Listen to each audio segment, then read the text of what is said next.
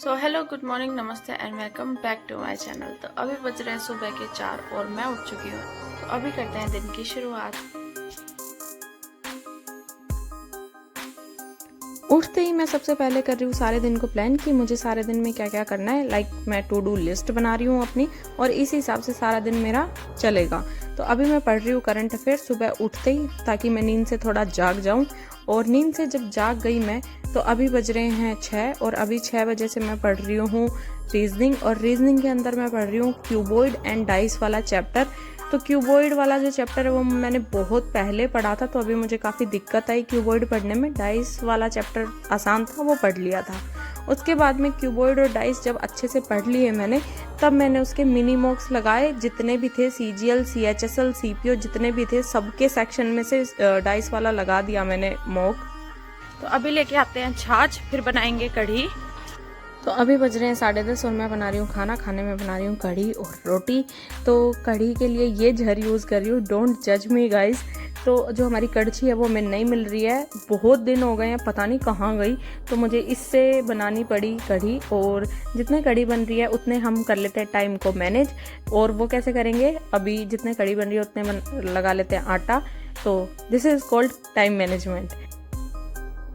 तो अभी खा लेते हैं खाना, रोटी है और कढ़ी है। और खाना खाने के बाद में मैंने लगाए खूब सारे मोक। मैंने लगाए 7-8 मोक और जिनमें अच्छे नंबर आए थे मैंने बस वो ही शेयर किया आप लोगों से। तो भाई अभी बज चुके हैं 3 और मैं अपनी स्टडी टेबल पे आ चुकी हूँ। लाइव स्टडी मैंने स्टार्ट कर दी है। तो अभी मैं पढ़ रही हूँ एवरेज चैप्टर। और एवरेज चैप्टर के अंदर मैं टाइमर लगा के क्वेश्चंस की प्रैक्टिस कर रही हूँ। जैसे मैंने टेक्स्ट बुक पे देखा था कि 8 मिनट के टाइम में 10 सवाल करने होते हैं, तो इसलिए फिर मैं 8 मिनट का टाइमर लगा रही हूँ। लैपटॉप के अंदर चल रहा है वो टाइमर। और फिर मैंने 10 सवाल फिक्स कर लिए कि मुझे यहाँ तक करने हैं, और फिर वही 10 सवाल मैं कर रही हूँ। और उसके बाद में मैं अपने आप को नंबर भी देती हूँ। जो 10 में से 5.5 नंबर आए मेरे पहले स्लॉट में, और फिर जो दूसरा स्लॉट था उसमें मैंने काफ़ी इंप्रूव किया और 10 में से 9 नंबर आए। अभी बज रहे हैं 5 और अभी मैं कर रही हूँ मॉक एनालिसिस। जो मैंने कल पेपर किया था उसका एनालिसिस कर रही हूँ। और मैंने जो सवाल डिफिकल्ट थे वो अपनी नोटबुक में लिख लिए। तो जो पुराने सवाल लिख रखे हैं नोटबुक में उनको भी रिवाइज कर लेती हूँ मैं। और ज़रूरी नहीं है कि आप ही लिखें सवाल नोटबुक के अंदर, इससे टाइम वेस्ट होता है। तो मैंने ये कुछ अपनी फ्रेंड से लिखवाए थे और कुछ मैंने लिखे थे, तो इससे टाइम बच जाता है। तो अभी बज रहे हैं 6:15 और अभी मैं लूँगी मॉक। तो मॉक एनालिसिस करने के बाद में मेरे अंदर एनर्जी आ गई है कि मुझे अब मॉक अच्छे से देना है। तो मैं अपनी फुल एफिशिएंसी के साथ एक अच्छा सा मॉक दे रही हूँ। तो वही मॉक के नंबर तो मैं आप लोगों से शेयर नहीं करूंगी, क्योंकि मेरे कितने भी नंबर आ जाए I am never be that much confident कि मैं आप लोगों से शेयर कर सकूं। उसके बाद में आई डिड कैलकुलेशन प्रैक्टिस, जिसके अंदर टेबल, स्क्वायर, क्यूब्स लर्न किए। और हाथ पे भी मैंने टेबल लिख ली, क्योंकि ये मुझे याद नहीं हो रही थी, ताकि मैं जब इधर उधर रहूं या कहीं भी रहूं तो मैं 28 और 29 की टेबल लर्न कर लूं, क्योंकि 30 तक टेबल तो लर्न होनी ही चाहिए। मुझे 60 तक स्क्वायर लर्न हो चुके हैं और 30 तक ही मैंने क्यूब्स लर्न किए हैं। लिखे आगे तक भी हैं बट 30 तक ही किए हैं मैंने। और जो टेबल है वो 30 तक लर्न मैंने आज कर ली। अभी बजने वाले हैं 8 और 8 बजे होगा डिनर ब्रेक। तो उससे पहले मैं क्लोज टेस्ट और PQRS पढ़ रही हूँ।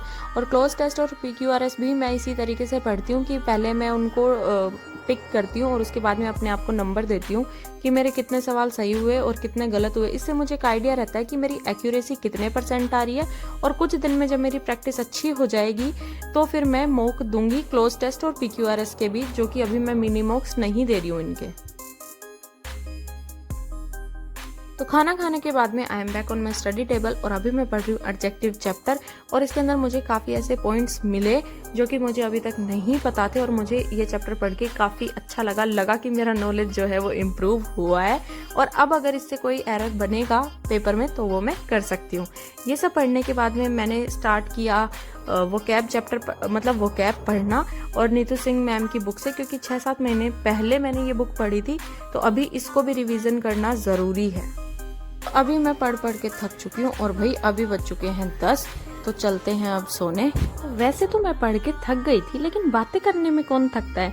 फिर जब मैं इधर सोने आई तो मैं और मेरी बहन बातें करने लग गए और इतनी बातें की कि मेरी तो नींद ही उड़ गई। तो जब नींद ही उठ चुकी थी तो हमने सोचा कुछ प्रोडक्टिव कर लिया जाए। तो मैंने और मेरी बहन ने दिया इंग्लिश के मॉक। तो उसकी इंग्लिश अच्छी है, तो हम इंग्लिश के मॉक साथ में देते हैं और फिर उसका एनालिसिस भी खूब मज़े से करते हैं। तो पहले मुझे इंग्लिश पढ़ने में मज़े नहीं आते थे, बोरिंग लगती थी, पर अब ऐसा नहीं है मेरे साथ।